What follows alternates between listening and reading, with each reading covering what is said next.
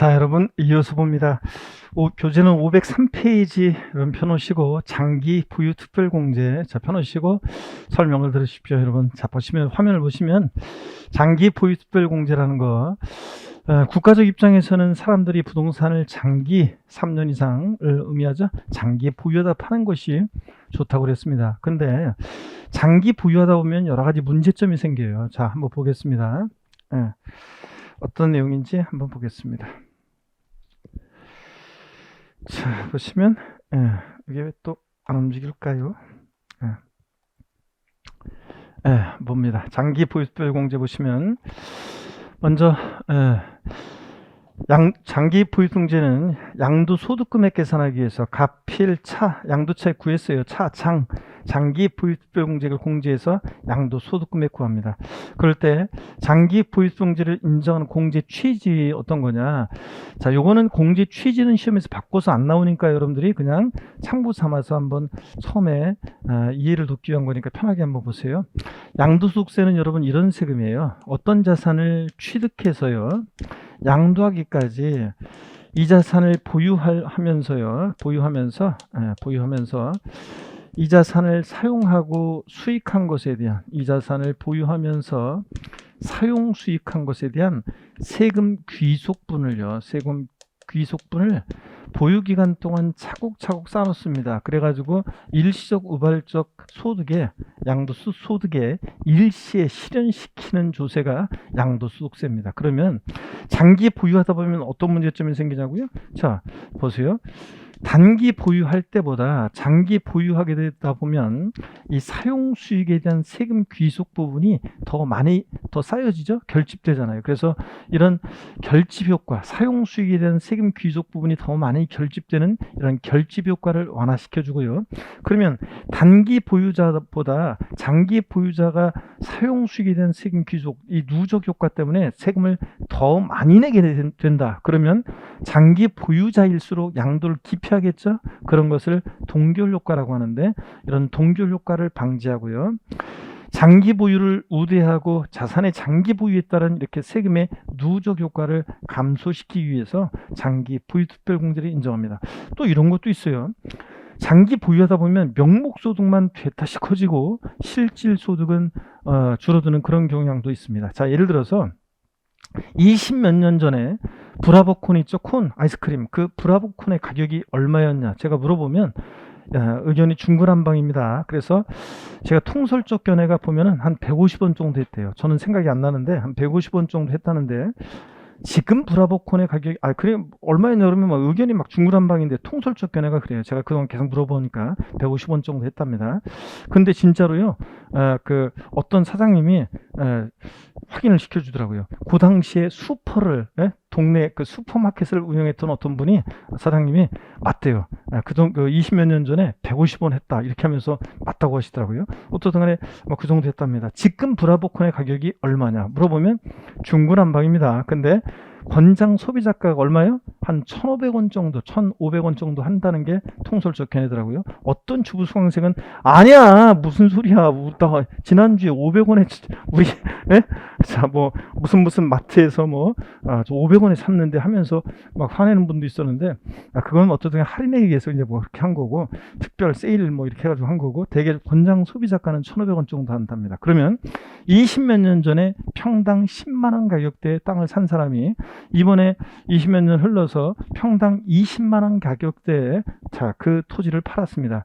그러면 양도소득세는요, 양도 차익이 배로 남았기 때문에 양도소득세는 많이 나옵니다. 근데 물가 10배 뛸 동안에 땅값 2배밖에 안 뛰었잖아요. 세금 낸 거 생각하면 이 사람 망한 거죠. 그렇기 때문에 장기 보유하다 보면 명목소득만 너무 커지는 이런 문제점을 제거하고 등등, 그런 이유도 공제 취지에 다 들어가 있습니다. 하여튼 장기 보유 특별공제는 이렇게 장기 보유하면서 생길 수 있는 문제점을 제거하고 장기 보유를 우대하고 유도하기 위해서 인정해주고 있습니다.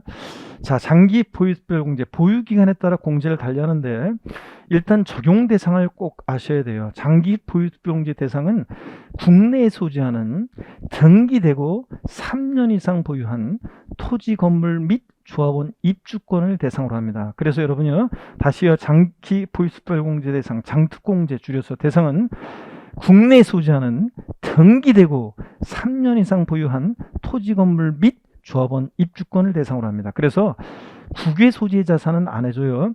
자, 여러분, 우리나라가 다른 나라의 국가 경제까지 신경 써가지고 장기 보유 유도해 줄 필요가 뭐 있어요. 그래서 국외 자산은 안 해줍니다. 시험에서 아무리 꼬셔도 넘어가면 안 돼요.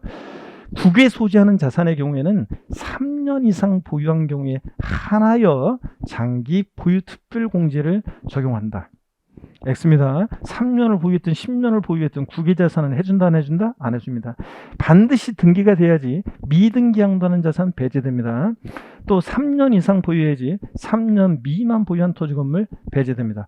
여러분이 앞으로 저한테 계속 듣게 될 말인데, 독립한 문제든 종합 문제 속에서든 시험 문제 장기 보유 특별 공제란 말이 딱 나오면 바로 그냥 반사적으로 항상 뭘 떠올리냐면 3년 보유, 3년 보유를 항상 염두에 두고 문제 푸셔야 됩니다. 아셨죠?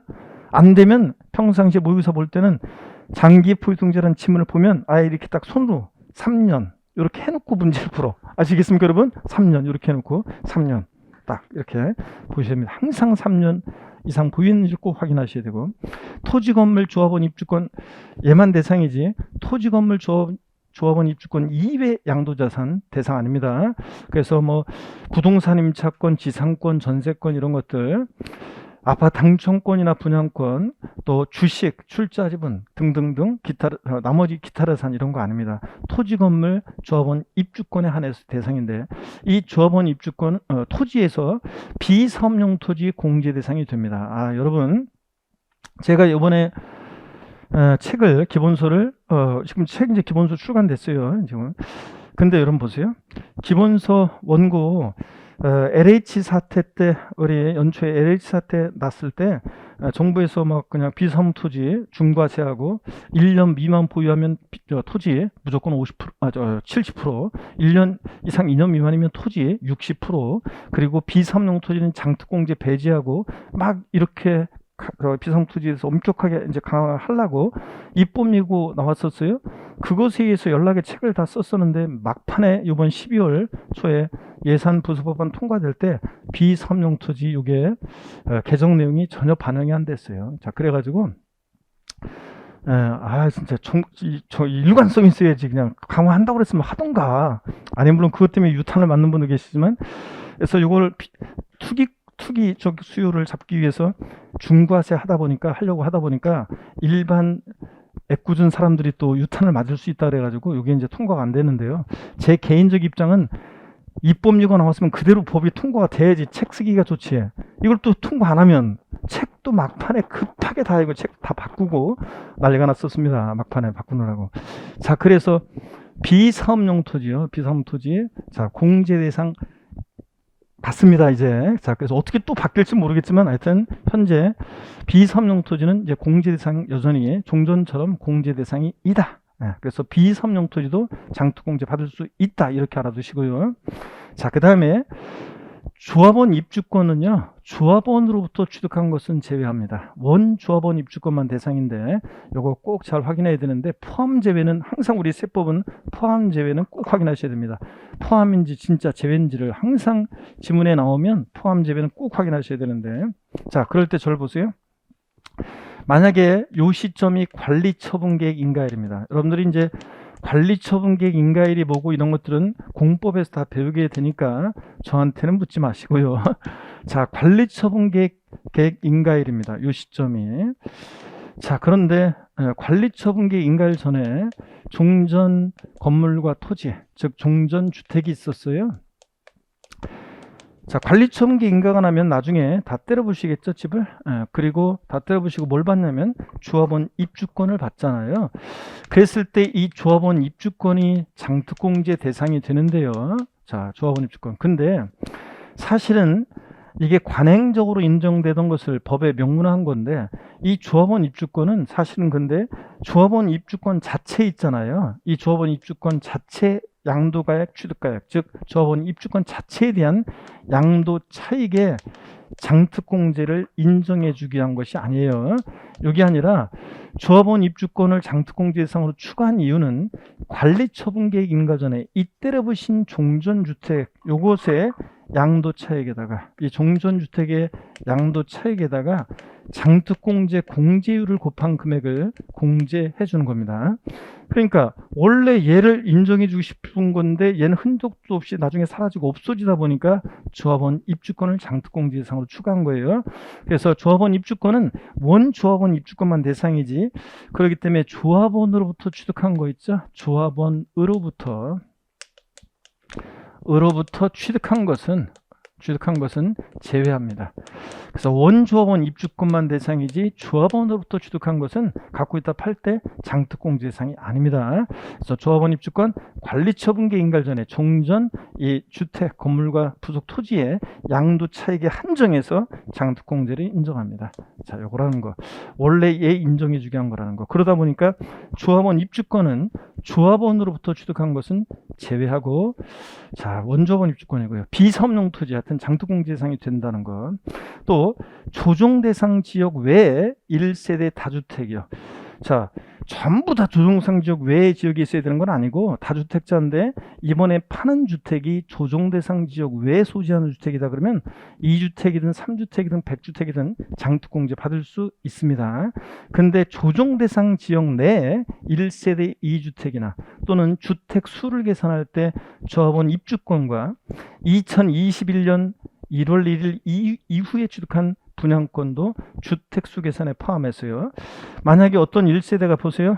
2021년 1월 1일 이후에 취득한 분양권, 주택 분양권 하나가 있고 주택 하나가 있어요. 그러면 이번에 이 주택을 팔 때 1세대 몇 주택 양도요? 2주택. 근데 그 주택이 조정대상 지역 내에 있다? 그럼 조정대상 지역 내 1세대 2주택이라고 그래서 양도소득세가 만약에 중과세 되는 주택이다. 자, 그럴 때 또는 주택 수가 3주택 이상이다. 입주권이나 분양권 포함해서 주택수를 계산했더니 그럴 때 그 먼저 양도하는 주택에 대해서는 장특공제를 배제합니다. 그러면 제가 1세대 2주택 이상 조정대상 지역 내 1세대 2주택 이상 다주택 이러지 않고 왜 2주택과 3주택을 구별했냐면 나중에 우리가 실무적으로 중요하지만 뭐 시험에서는 그런 것까지 알 필요 없는데요. 양도소득세 세율 적용 시에 조정대상 지역 내 2주택과 3주택은 중과세 대상이 되는 이 주택은 요건이 달라요. 그래서 제가 구별해 놓은 것 뿐이고 공부할 때는 그냥 우리 수험생으로서는 그냥 조정대상 지역 내 1세대 2주택 이상 다주택은 장특공제를 배제한다. 이렇게만 아시면 돼요. 자, 이렇게 해서 장특공제 대상인 것과 아닌 것 반드시 여러분들이 알고 계셔야 됩니다. 다시요. 절 보세요. 장특공제 대상은 국내에 소지하는 등기되고 3년 이상 보유한 토지 건물 및 조합원 입주권 대상이다. 비사업용 토지 포함이고 조합원으로부터 취득한 조합원 입주권은 제외되고 조정대상 지역 외 다주택은 장특공제를 받을 수 있는데 조정대상 지역 내 2주택이나 3주택 이상 다주택은 장특공제 받을 수 없다. 이렇게 알아두시고요. 자, 공제액 어떻게 공제하느냐? 일반적으로 장특공제액은요, 양도 차익에다가 보유기한별 공제율 곱한 금액을 공제합니다. 근데 시험에서 이걸 어떻게 바꾸느냐? 장기 보유 특별공제 금액은 양도 소득 금액의 공제율 곱한 금액으로 한다. 양도 가액의 공제율 곱한 금액으로 한다. 막 바꿔요. 아니고 가필 차장이니까 양도 차익에다가 공제율 곱한 금액으로 합니다. 자, 그러면 어떻게 공제해 주느냐? 보세요. 3년 이상 4년 미만 보유했다 그러면 양도 차익에다가요. 일반적인 경우는 보유연수의 2%씩을 적용해요. 그래서 2, 3은 6% 양도차익에 5년 이상 6년 미만 보유했다 2, 5, 10% 이런 식으로 해서 만약에 15년 이상을 보유하면 15년 이상 보유하면 최대 30%까지 공제를 해줍니다. 6%부터 30%까지요. 일반적인 토지 건물은 장특공제는 양도 차익에다가 보유연수의 2%씩 적용해서 6에서 몇 프로까지? 30%까지 공제받을 수 있다는 거, 이런 얘기입니다. 그래서 여러분이요, 가필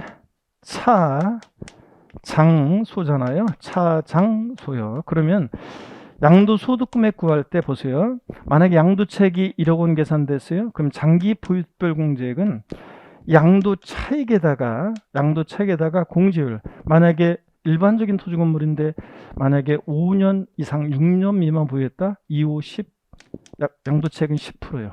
자, 장특공제율은 양도채액의 10%예요. 그럼 1억에 10%니까 얼마예요? 1,000만 원. 장특공제액이 1,000만 원이에요. 그럼 양도소득금액은 1억에서 1,000 빼니까 얼마예요? 9천만 원. 이런 식으로 해서 양도소득금액을 구합니다. 양도차익에다가 보유기한별 공제를 곱해서 이렇게 구하는 거고. 자, 그 다음에 한번 계속 이어서 봅니다. 양도소득세가 과세되는 1세대 1주택이 있습니다. 여러분, 우리가 이번 기초입문 과정에서는 비과세는 안 배우는데 1세대가 보유하는 주택이 하나예요. 1주택, 양도일년제 1주택을 2년 이상 보유하고 양도하면 양도소득세는 원칙 비과세입니다. 근데 다만 조정대상지역 공고일 이후에 취득한 주택은 조정대상 주택은 보유기간 중에 2년 보유돼야 되지만 2년 거주를 해야지 비과세입니다. 자, 그런데 1세대 1주택이고 2년 보유하면 비과세인데 장특공제를 받으려면 3년을 보유해야 되지 않습니까? 3년? 그러면 1세대 1주택이고 3년을 보유했는데 양도소득세가 과세되는 게 있느냐? 있습니다. 대표적인 예가 어떤 거냐면 고가주택이에요. 여러분, 고가주택은 등을 말하는 건데, 여러분 고가주택 그러면 요번에 개정이 됐죠? 그래서 여러분 보세요. 고가주택 그러면 개정이 돼서 저를 보세요. 자, 고가주택 그러면 미리 살짝만 말씀드립니다. 고가주택이라는 것은 양도소득세에서 고가주택은 실지거래가액 합계액이 실거래가액이 9억이었다가 이제 얼마로 바뀌었어요? 12억 원 초과하는 주택을 말합니다. 자, 이번에 이제 바뀌었습니다. 개정됐어요. 그래서 실거래가로 12억 초과하는 주택이 고가주택인데, 고가주택에 해당되면 1세대 1주택 비과세 요건을 갖췄어도 비과세를 배제합니다. 비과세를 안 해줘요, 여러분들. 자, 그래서 이런 고가주택을 팔았을 때는 양도소득세 어떻게 계산하느냐, 이제 그런 것은 나중에 우리가 배울 거고요. 오늘 여러분들이 고가주택 나왔다 그러면 9억이었다가 이제 얼마로 바뀌었어요? 이거 실지거래가액이에요. 기준시가가 아니라 기준시가로 바꿔서 31회 시험 때 나왔는데, 양도소득세에서 고가주택은 기준시가가 아니라 기준시가로 바꿔서 틀렸는데 실거래가로 12억 원을 초과하는 주택입니다. 딱 12억까지는 고가주택이 아니에요. 초과할 때 고가주택이고, 고가주택을 팔았다 그러면 비과세를 안 해줍니다. 이럴 때 비과세가 배제되는 고가주택 같은 이런 양도소득세가 과세되는 1세대 1주택은요 장특공제를 왕창 해줍니다.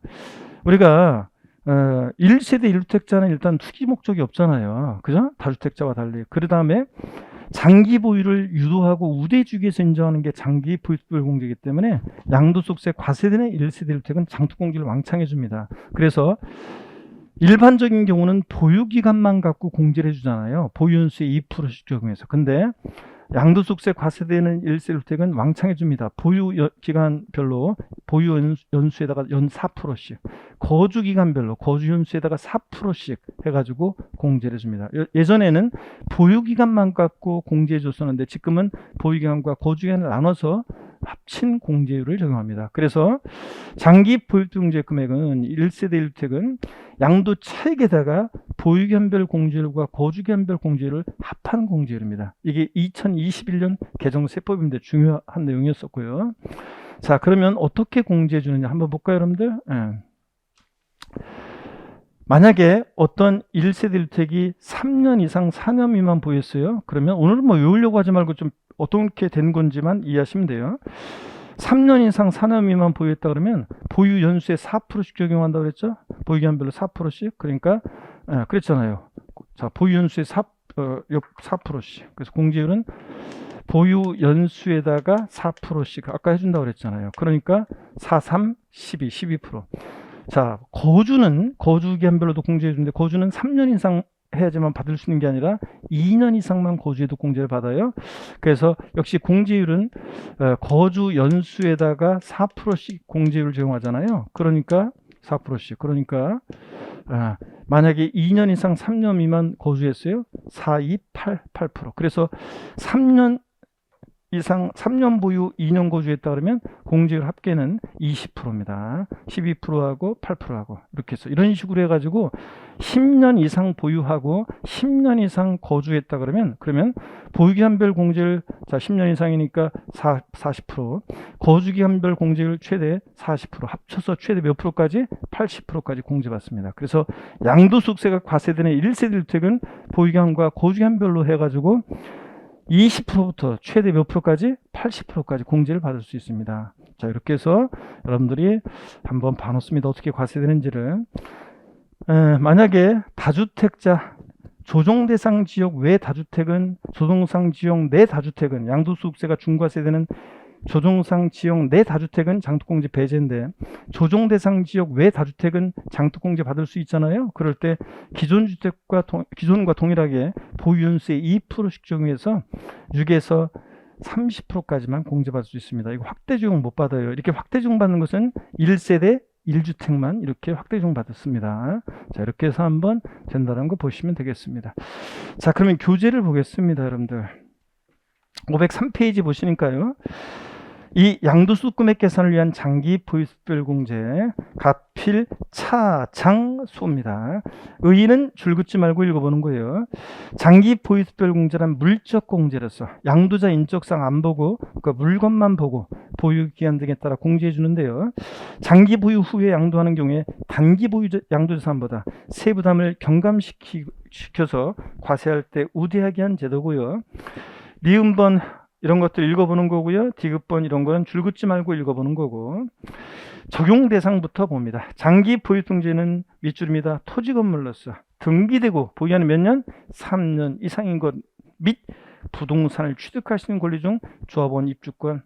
윗줄이고 조합원으로부터 취득한 거 제외 또 따로 또 동그라미에서 표시하시고요. 조합원으로부터 취득한 것은 제외합니다. 원조합원 입주권만 대상이라고 그랬고요.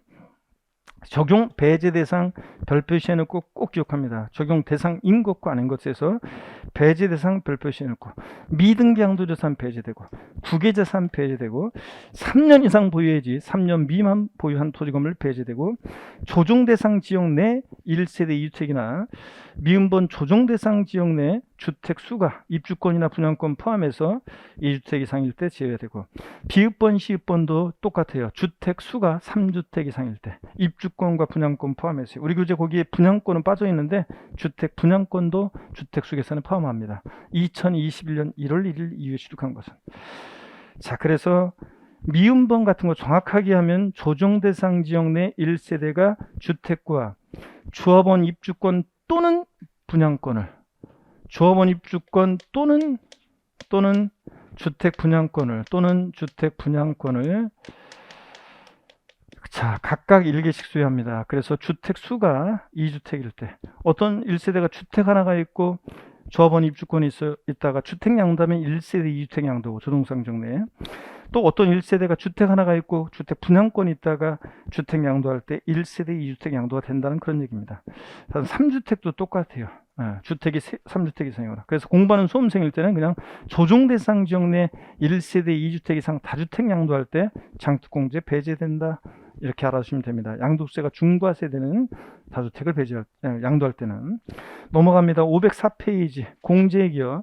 일반적인 경우는 장특공제액은 양도 차익에다가 보유기한별 공제를 곱한 금액으로 하고 여기 표를 보면서 보유연수의 몇 프로씩? 2%씩. 그래서 양도차익의 6%부터 처음과 끝만 일단 알아두세요. 양도차익의 30%까지 15년 이상 보였을 때 공제를 받을 수 있다.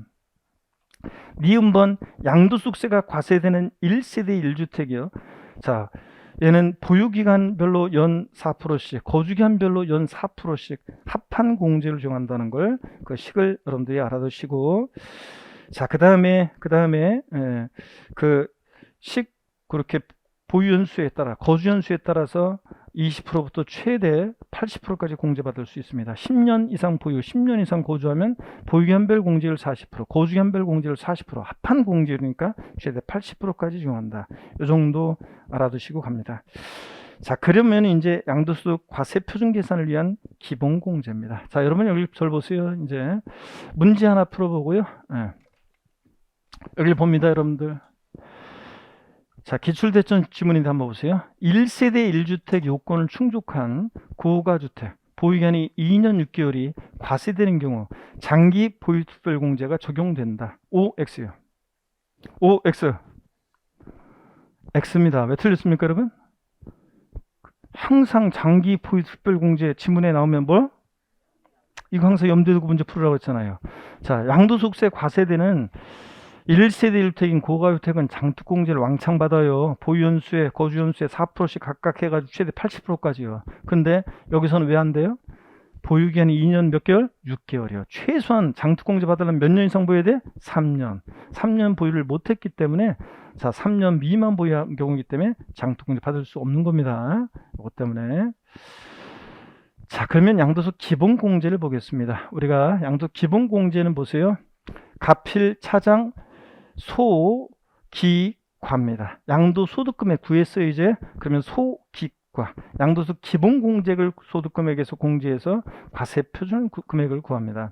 그래서 양도소득 과세표준금액 계산을 위한 양도소득금액에서 공제되는 기본공제입니다, 여러분. 자, 그러면 기본공제 한번 보겠습니다. 고개를 또 드시고요. 스트레칭 한번 또 합니다. 목 운동부터. 아이고, 자. 반대로도 돌리시고, 허리도 다시 좌로 우로 돌립니다, 여러분들. 자, 기지개도 화끈하게 제끼시고, 자, 어깨도 돌리시고. 여러분, 이제 오늘이 지나면 다음 주는 무수업일이니까 이제 이번 주가 마지막인데 새해에나 여러분을 볼 수 있겠네요. 아, 진짜 시간 빨리 가네. 2021년 그냥 코로나 때문에 제대로 어디 돌아다니지도 못하고 사람도 제대로 못 만나면서 저는 시간을 보냈습니다.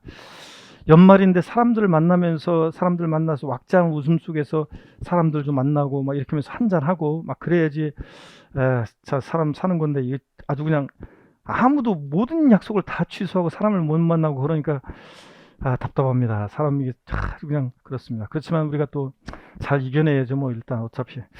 자, 여러분, 우리 양도소득 기본공제, 자, 본격적으로 한번 보겠습니다. 기본공제 취지를 보세요.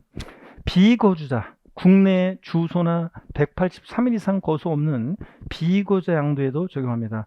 어떤 회사에서는 양도소득 기본공제는 비거주자가 양도할 경우는 공제받을 수 없다고 하는 것도 있는데, 아니고 비거주자가 양도하든 거주자가 양도하든 기본공제는 다 받을 수 있습니다.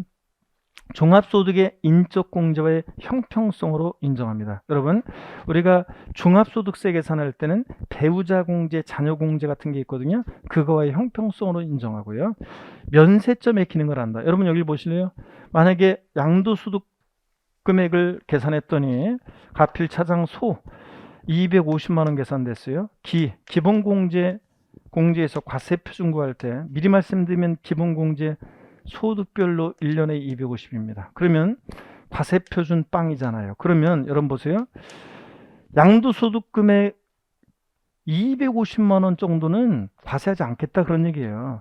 소득금액이 250만 원 넘어야지 양도세가 부과돼요. 즉 기본공제 250만 원 해줌으로 인해서 면세점의 기능을 한다 그런 얘기입니다. 양도소득금액 250만 원 정도까지는 과세하지 않겠다 그런 얘기입니다. 면세점의 기능을 하고요. 자, 공제 취지 한번 이해하셨으면 이제 봅니다. 양도소득 기본공제는 공제상 보세요. 반드시 등기가 돼야 돼요. 등기를 요하는 재산인데 미등기한다면 배제됩니다. 또 자산의 종류 관계없습니다. 아까 장특공제는 토지, 건물, 조합원, 입주권만 대상이었잖아요. 근데 기본공제는 모든 양도자산 다 됩니다. 또 보유기간 관계가 없어요. 아까 장특공제는 항상 뭐 3년, 이거 염두에 두고 문제 풀어야죠. 3년 이상 보여야 되는데 기본공제는 보유기간 관계없이 공제받을 수 있습니다.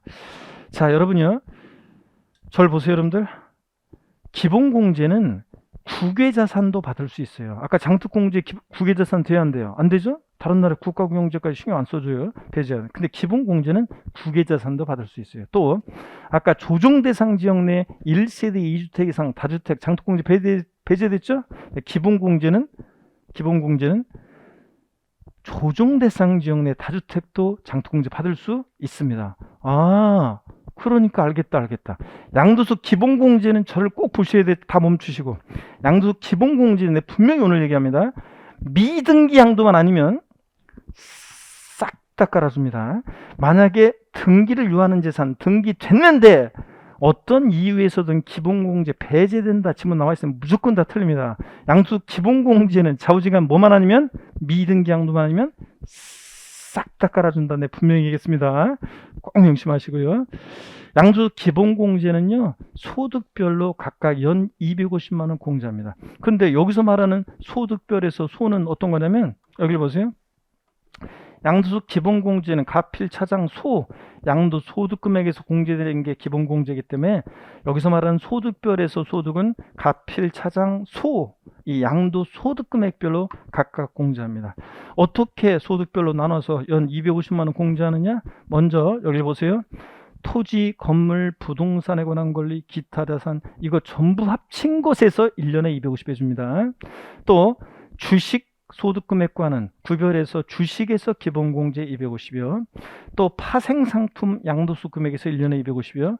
또 신탁 수익권 양도소득금액에서 1년에 250만 원 공제합니다. 소득을 4종류로 나눠서 각각 기본공제 해줍니다. 그러면 어떤 사람이 같은 연도에 토지도 팔고 주식도 팔고 파생상품도 팔고 그 다음에 신탁 수익권도 받았습니다. 최대 기본공제 얼마 받을 수 있습니까? 부계자산을 놓고 국내에서 이렇게 팔았습니다. 기본공제 최대 얼마 받을 수 있어요? 1,000만 원. 여기서 250, 여기서 250, 여기서 250, 여기서 250. 최대 얼마? 자, 1,000만 원을 공제받을 수 있습니다. 소득별로 소득을 4종류로 나눠서 기본공제합니다. 자, 이렇게 받을 수 있다는 거. 그 다음에 또 여러분 봅니다. 기본공제요. 자, 공제 방법이요. 감면, 양도소득금액에 감면받은 소득금액이 있을 때는 그 감면소득금액 외에 양도소득금액에서 먼저 공제하고, 감면소득금액, 감면받은 소득금액 외의 양도소득금액 중에서는 해당 과세기간에 먼저 양도한 자산의 소득금액에서부터 순서대로 차례로 공제를 합니다. 그러면 어떤 얘기인지 한번 볼까요, 여러분들? 자, 여기를 보세요. 자, 계속 설명드릴 거예요. 다음 순환에도. 자, 봅니다. 갑이라는 양도자가 있는데 1월 1일부터 12월 31일까지 같은 연도에 보세요. 같은 연도에 이때 농지를 양도했는데 8년 제촌 작용 농지요. 8년 제촌 작용 농지를 양도했습니다. 양도소득 금액이 8천인데 양도소득세 여러분 보세요. 우리가 감면 이제 중요하진 않은데 우리가 1억 원 한도 내에서 1년 동안에는 1억 원 한도 내에서 양도세를 감면받을 수 있습니다. 자, 그래서 1억 원 한도 내에서는 100% 감면해줘요. 8천만 원 나왔어요. 그러면 감면세액이요. 8천만 원 전체 감면에 100% 감면. 그러니까 양도세 한 푼도 안 내요. 양도소득세는 물론 이때 이제 농어촌 특별세라고 해서 감면세액의 20%로 농어촌 특별세는 내야 되는데 어쨌든 간에 양도소득세는 1억 원 한도 내에서는 100% 감면입니다. 그래서 감면세액 8천만 원이 있고요. 또 이 사람이 건물을 팔았는데 양도소득이 500만 원. 또 이 사람이 토지를 또 일반 토지를 팔았는데 양도소득이 400만 원 나왔습니다. 기본공제 최대 얼마를 받을 수 있겠는가? 자, 얼마 받을 수 있어요? 자, 감면받은 소득금액이 있을 때는 감면소득금액 외에 소득금액에서 먼저 공제합니다. 감면소득금액 외의 소득금액에서는 양도한 순서대로 공제해줘요. 그래서 여기서 건물 양도 시에 기본공제 받습니다. 얼마 받습니까, 여러분? 250만 원 받습니다. 토지 양도 시에는 기본공제 받을 수 있느냐? 못 받아요. 왜냐하면 토지, 건물, 아까 그랬잖아요. 토지, 건물, 부동산에 관한 권리, 기타 자산 전부 합친 것에서 얼마? 250이니까. 양도한 순서대로 공제해주니까 건물 양도시 기본공제 받았으니까 토지 양도시 못 받아서 기본공제 250만 원 받습니다. 이번엔 또 보세요. 을이라는 사람이 1월 1일부터 12월 30일까지 기간 동안에 이때 여긴 지금 공제 방법 자세히 안 나왔지만 입문과정에서 한번 보세요. 또 이런 것도 있어요. 만약에 건물을 양도했는데 양도소득금액이 200만 원 나왔습니다. 기본공제 얼마 받을 수 있냐면요. 기본공제는 얼마 받을 수 있습니까? 기본공제는 200만 원만 받습니다. 여러분 보세요. 양도소득금액 범위 내에서만 공제해줘요. 만약에 여기를 보세요. 가필, 차장, 소, 양도소득금액 200만 원 계산됐어요. 기본공제 250만 원 해준다 무조건. 그러면 과세표준은 마이너스 50되잖아요. 그럼 이러면 안 되잖아요. 그래서 자, 양도소득 기본공제는 소득금액 범위 내에서만 해줘요. 양도소득금액이 200이면 기본공제 200이요. 소득금액 범위 내에서. 그래서 빵. 그러면 기본공제 200만 원 받았어요? 못 받은 1년에 250인데 못 받은 50만 원은 다음 연도로 2월에서 공제받을 수 있냐? 아니에요. 그냥 소멸해요. 기본 소득금액 범위 내에서 공제받습니다. 이번엔 또 이 사람이 토지를 팔았습니다. 양도소득금액이 400만 원 나왔습니다. 기본공제 어떻게 받을 수 있냐? 먼저 건물에서 기본공제 소득금액 범위 내에서 200만 원 받았죠? 1년에 250이니까 토지양도시에 50만 원 받을 수 있습니다. 그래서 토탈에서 얼마? 250만 원 받을 수 있고요. 그러면 이번엔 종합적으로 한번 볼게요, 여러분들. 이번엔 또 병이라는 사람이 1월 1일부터 12월 31일까지 기간 동안에 이때 건물을 양도했는데 양도소득금액이 500만 원. 자, 비상장 주식을 양도했는데 양도소득 금액이 200만 원. 골프 회원권, 기타 자산인 골프 회원권을 양도했어요. 기타 자산, 양도소득 금액이 400만 원 나왔습니다. 기본공제 최대 얼마를 받을 수 있겠는가? 얼마 받을 수 있어요? 예? 얼마? 자, 건물 양도시 기본공제 받을 수 있죠? 얼마요? 250만 원. 주식 양도시에 기본공제 받을 수 있나요? 네, 주식과 나머지 애들 소득금액은 구별하니까 주식에서 기본공제 받을 수 있는데 소득금액 범위 내에서만 해주니까 얼마? 200만 원. 골프형권 양도시 기본공제 받을 수 있습니까? 없어요. 토지, 건물, 부동산에 관한 걸 기타 자산 전부 합쳐서 얼마? 250이니까 건물에서 이미 받았잖아요. 그러니까 골프형권, 기타 자산에서는 기본공제 받을 수 없어요. 토탈에서 지금 얼마? 450만 원의 기본공제 받을 수 있다는 얘기입니다. 이해되십니까, 여러분? 안 되면 괜찮아요. 넘어가요. 오늘은 다음에 또 1월 달에 또 1, 2월 달에 또 하고 3, 4월 달에 또 합니다. 자, 그리고 5, 6월 달에 또 똑같이 사례를 들어줄 거니까 그때 되면 확실하게 알 거고요. 자, 이렇게 해서 양도한 순서대로 기본공제합니다. 감면소득금액, 외소득금액에서는 자, 이렇게 자 한다는 얘기 됐습니다. 자, 그러면 문제 한번 보겠습니다. 여기를 보세요. 양도소득 기본공제는 등기 여부, 자산의 종류, 보유기간에 관계없이 공제 적용받을 수 있다. O, X요. X입니다. 뭐 때문에 틀렸어요? 그렇지. 자산의 종류나 보유기간 관계없어요. 근데 뭐는 관계했어요? 등기 여부는 관계했지. 미등기 한다면 양도소득 기본공제, 장특공제 다 받을 수 없습니다. 미등기 한다면 장기 포유득공제, 기본공제 다 폐지입니다. 자, 그래서 양도소득 기본공제는 뭐만 아니면 미등기 양도만 아니면 싹 다 깔아주고요. 자, 이렇게 해서 기본공제까지 공부했습니다. 그래서 우리가 가필, 차장, 소, 기, 과세표준 구했어요. 이제 곱하기 세율에서 우리가 곱하기 세율에서 산출세액을 구합니다. 양도소득세 산출세액을 구하기 위해서 양도소득 과세표준에 곱해지는 이제 세율을 보는데요. 그 전에 우리가 교재 505페이지 기본공제, 자, 밑줄을 살짝 긋고 가겠습니다. 의의는 여러분이 읽어보시는 거고요. 두 번째, 양도소득 기본공제는 인적공제 성격으로 사람을 보고 공제해 줍니다. 종합소득의 인적공제 형평성과 면세점의 기능을 하고, 양도소득 기본공제는 미등기 양도만 아니면 보유기간에 관계없이 적용하며 별도의 공제 신청을 요하지 않는다. 따로 기본공제 신청할 필요 없어요. 그냥 알아서 계산할 때 공제하면 되는 거고요. 공제 대상 밑줄입니다. 미등기 양도 자산을 제외한 모든 자산은 보유기간에 관계없이 양도소득 기본공제 대상이 된다 밑줄이요. 공제액이요. 양도소득 있는 고조에 대해서는 밑줄입니다.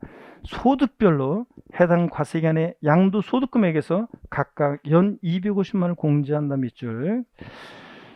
그리고 어떤 자산과 어떤 소득금액을 구별하느냐?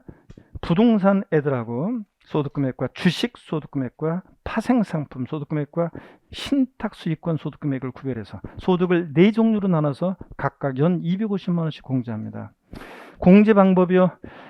양도소득금액에 감면소득금액이 있는 경우에는 밑줄입니다. 그 감면소득금액 외 양도소득금액에서 먼저 공제하고, 감면소득금액 외 양도소득금액 중에서는 해당 과세기간에 먼저 양도한 자산의 소득금액에서부터 순서대로 공제한다. 아까 그랬죠? 자, 8년 제천 장롱지 8천만 원 감면받은 소득이 있어요. 그럼 감면소득금액 외 소득금액에서 먼저 공제하고, 감면소득금액 외 소득금액 중에서는 양도한 순서대로 공제합니다. 건물에서 250 기본공제 받으면 토지에서는 기본공제 받을 수 없습니다. 이런 거예요. 자, 그 다음에 넘어갑니다.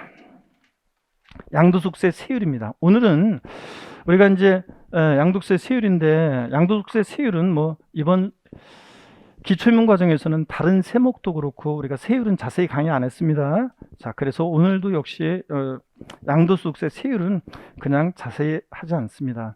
다만 누가 또 여러분이 뭘 또 물어볼 때 난 모르는데 아직 안 배워서 뭐 이러면 또 창피하니까 이걸 보면서 교재를 보면서 대답할 수 있을 그 정도로 살짝 용어 설명 드리면서 한번 보고 가겠습니다. 가볍게 봅니다.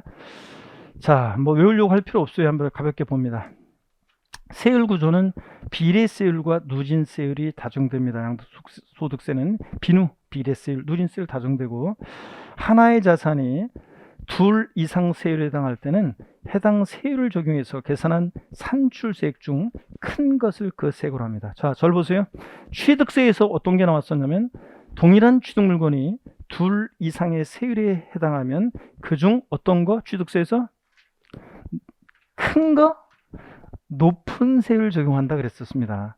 뭐 같은 의미지만 하여튼 높은 세율 적용한다 그랬어요. 근데 양도소득세는 조금 달라요. 절 보세요. 양도소득세는 동일한 자산이 2개 이상의 세율에 해당하면 각각 해당되는 세율을 적용해서 산출세액을 구한 다음에 그 산출세액 중 큰 것을 그 세액으로 합니다. 자, 이렇게 알아두시고 그 다음에 양도세 세율을 보시면 대상 종류에 따라 양도소득세는 세율이 달라져요. 토지, 건물, 부동산에 관한 권리는 양도세 세율이 같이 가는데 이때 건물에서 주택은 제외합니다. 주택은 따로 세율이 적용돼요. 부동산에 관한 권리에서 조합원 입주권, 분양권은 제외합니다. 따로 얘네들은 세율이 적용돼요. 주택, 분양권, 입주권은 따로 세율이 적용되고요. 일반적인 토지, 건물, 부동산에 관한 권리는 양도세 세율을 보시면 미등기 양도했다. 몇 프로요? 70%입니다. 최고 높은 세율 적용되고 70%. 그 다음에 등기됐다 그러면 1년 미만이면 50, 1년 이상 2년 미만이면 40, 2년 이상일 때는 6에서 45%, 과표관 8단계로 초과 누진세 적용되고 비삼용 토지는 다만 2년 이상 보유해서 6에서 45% 적용될 때 10%를 할증해서 16에서 55%까지 초과 누진세율이 적용됩니다. 10%를 더 할증합니다. 여러분 아까 동일한 대상 자산이 둘 이상 세율에 해당한다고 그랬잖아요. 그게 어떤 거면 이런 거예요. 일반적으로 토지, 건물, 부동산에 관한 권리를 팔면요 6에서 45% 이게 기본 세율이라고 그래가지고 무조건 6에서 45%가 기본적으로 적용이 돼요. 일반적인 토지, 건물, 부동산에 관한 권리를 양도하면. 근데 이게 기본 세율인데 양도소득세 이 초과 누진세율을 6에서 45%를 기본 세율이라고 해요. 소득세에서. 이게 적용이 되는데 다만 이게 1년 미만 보유했어 토지가 건물이 그러면 50% 적용됩니다. 동일한 자산이 기본적으로 6에서 45% 적용되고 1년 미만일 때는 50% 적용돼요. 그러면 동일한 자산이 2개 이상의 세율에 해당할 때는 각각 해당되는 세율을 정의해서 산출한 세액 중 어떤 거? 큰 것을 그 세액으로 합니다. 큰 것을 그 세액으로 하고요. 각각 계산해서. 그러면 이거는 이게 더 크겠네요. 일단 해봤자. 근데 또 보세요. 만약에 어떤 토지나 건물 1년 이상 2년 미만 보였어요. 그럼 40% 적용될 때 한번 보세요. 기본적으로 어떤 토지 건물은 부동산에 관한 권리는 6에서 45%예요. 기본적으로. 이게 적용되고 기본적으로. 만약에 40% 세율이 적용되는 경우다. 그러면 동일한 자산이 2개 이상의 세율에 해당해 각각 세율 중에서 산출한 세액 중, 자, 만약에 이게 45% 적용되면 이게 더 클 수도 있고 40%보다. 근데 6% 적용될 때는 이게 더 당연히 크겠고요. 어떻든 간에 각각 세율 중에서 계산한 산출세액 중 어떤 거? 큰 걸 적용합니다. 아시겠습니까, 여러분? 원래 이런 거예요. 근데 공부할 때는 원래 이렇게 적용되는 건데 둘 중에 큰 거. 근데 여러분들 기억할 때는 이렇게 기억합니다. 그냥 미등기 70, 1년 미만 50, 1년 이상 2년 미만 40, 2년 이상 6에 45%다. 비삼용 토지는 여기다 10% 할증합니다. 오늘은 외우려고 하지 말고 그냥 그렇구나 이렇게 한번 보는 거예요. 어떻게 적용되는지를.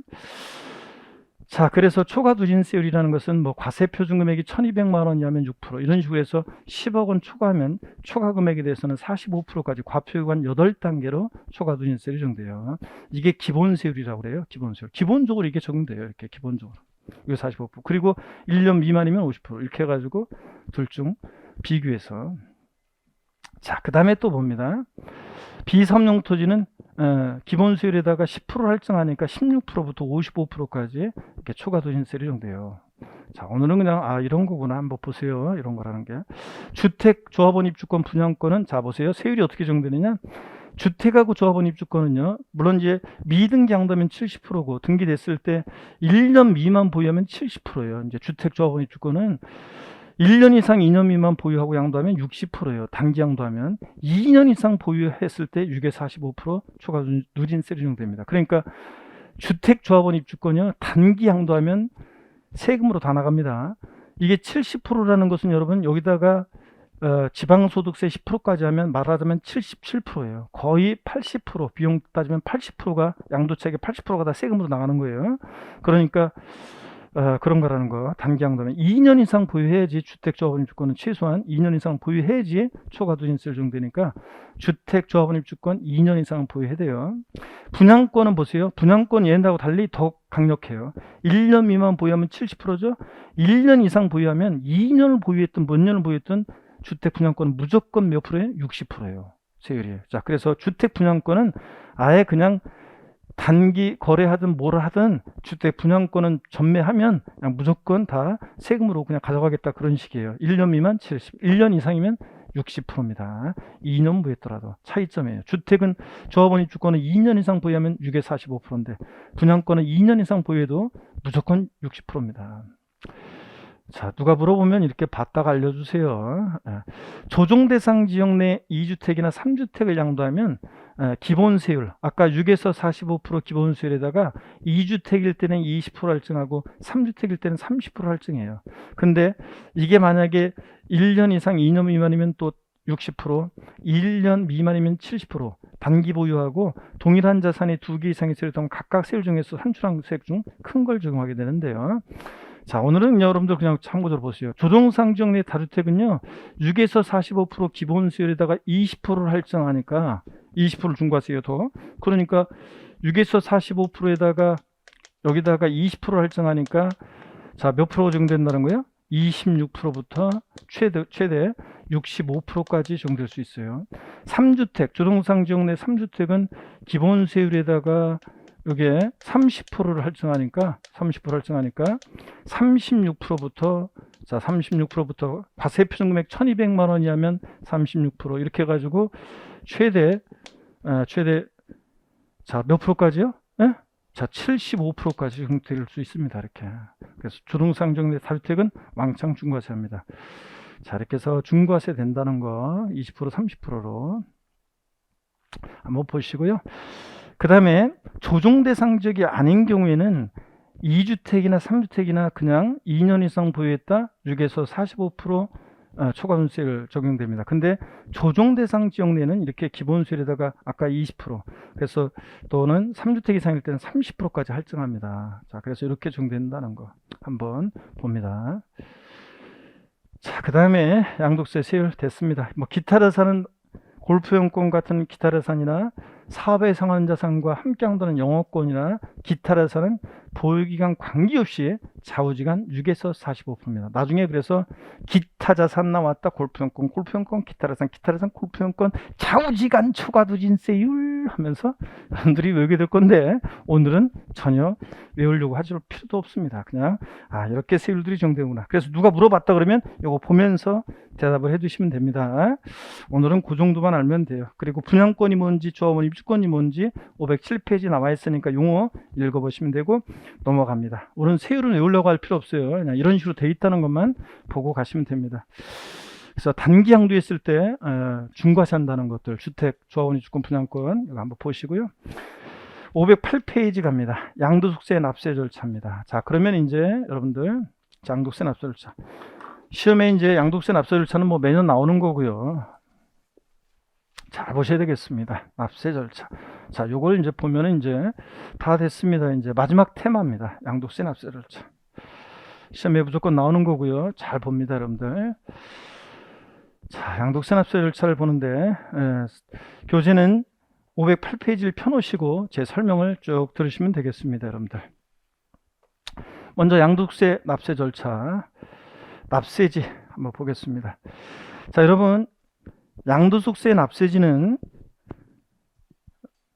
거주자냐 비거주자냐에 따라 달라지는데 양도소득세 납세의무자가 거주자다. 국내 주소나 183일 이상 거소 있는 거주자, 싸이 BTS 멤버들, 거주자, 여러분 거주자죠? 다 주소 두고 있으니까.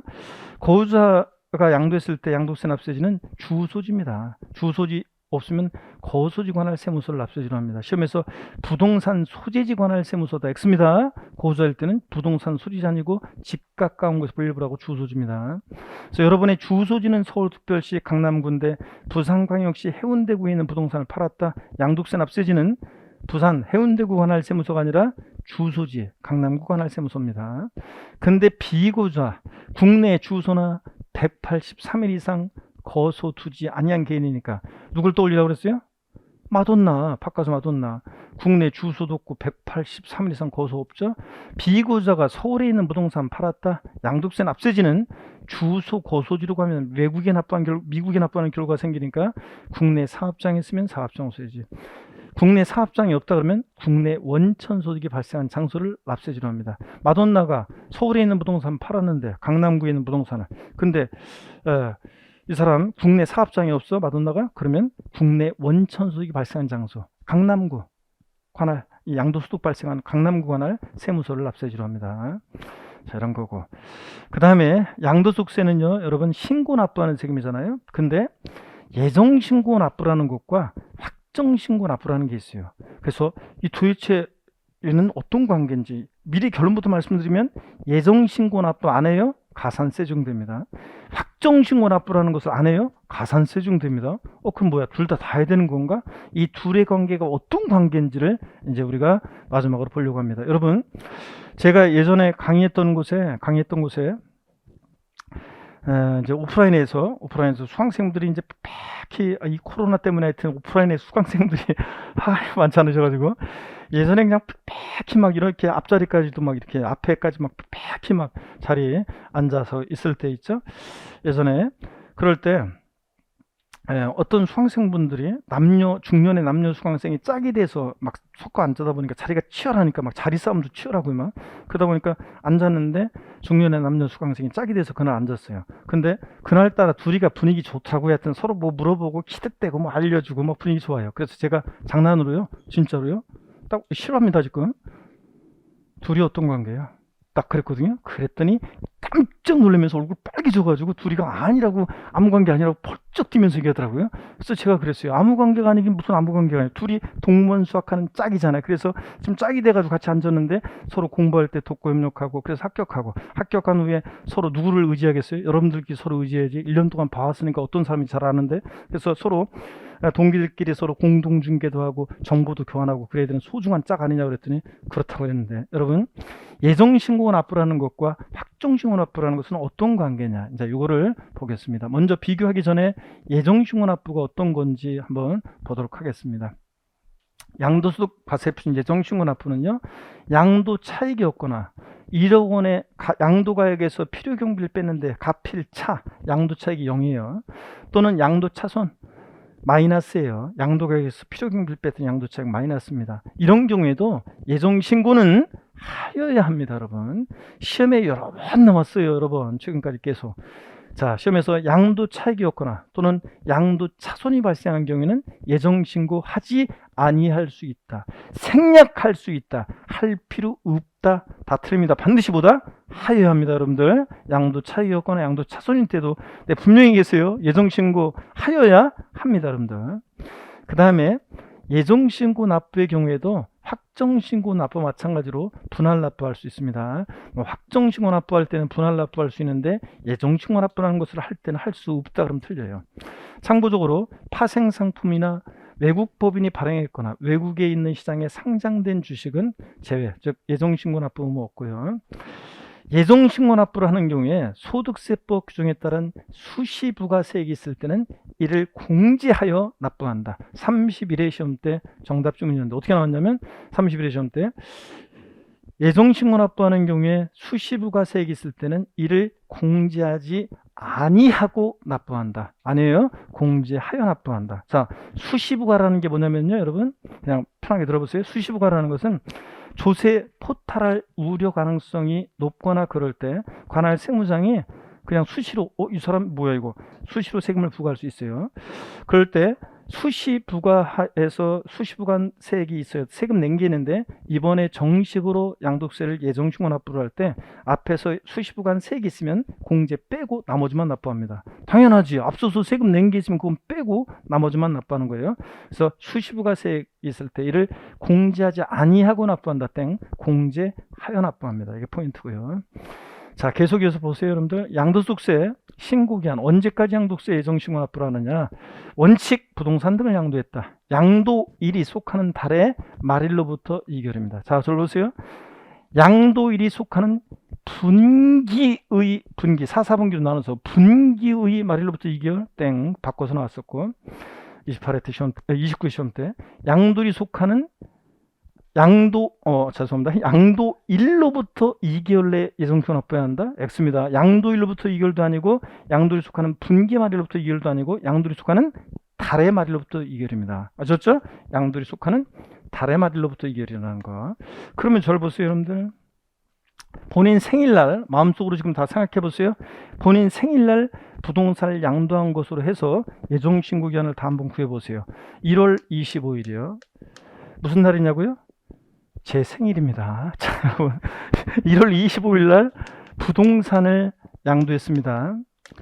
양도했어요. 양도소득세 자 예정신고 기한은 언제입니까? 양도일이 속하는 달의 말일로부터 2개월이니까 3월 31일이 예정신고 기한이 됩니다. 아셨죠? 자, 그럼 본인 생일날 부동산 양도한 것으로 하셔가지고 자 한번 물어보겠습니다. 다 빨리 앞 동네 3명 생각해. 자, 하나, 둘, 누구한테 물어볼까? 하나, 둘. 예정신고 기한 언제? 생일은 얘기하지 말고. 7월 언제? 7월 31일? 아, 그럼 생일이 5월달? 5월달 생일, 원래 5월 생일 머리가 좋은데, 원래. 자, 좋습니다. 5월 달에 양도했다 그러면 7월 31일이 예정신고 기한이 되겠죠? 이렇게 해서 다 본인 생일날 양도한 것으로 한번 해보세요. 그 다음에 또 봅니다, 여러분. 예외가 있는데요. 토지거래 허가구역 내 토지를 양도. 아직은 뭐 민법에서 여러분들이 토지거래 허가구역 내 거래 안 배워가지고 뭔지 잘 이해 안 될 수도 있지만 여러분 토지거래 허가구역 내 거래는요. 민법에서 나중에 배워요. 자세한 건 민법에서 배우시고요.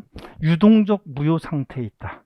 토지거래 허가구역 내 거래는 허가를 못 받으면 다 꽝이에요. 다 꽝. 자, 그래서 허가를 못 받으면 다 꽝 되는데 토지거래 허가구역 내 토지 양도 한번 보겠습니다. 허가일 전에 대금이 청산됐다 그러면 그 허가일이 속하는 달의 말일로부터 2개월 내 이렇게 되어 있습니다. 그럼 어떤 건지 한번 볼까요? 예를 들어서 여러분 봅니다.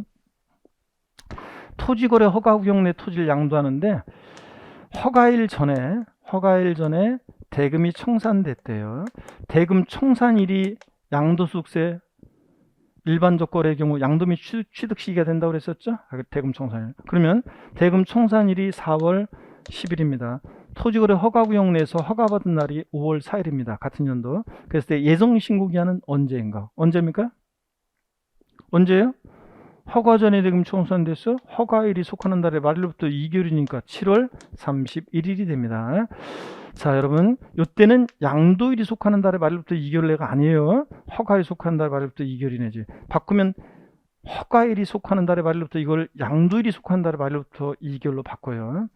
자, 여러분 보세요. 만약에 토지거래 허가구역 내 거래 허가 전에 대금 청산됐어요. 이때도 원칙대로 양도일이 속하는 달의 말일부터 2개월로 예정신고 기한을 정하면 어떤 일이 생기냐고요?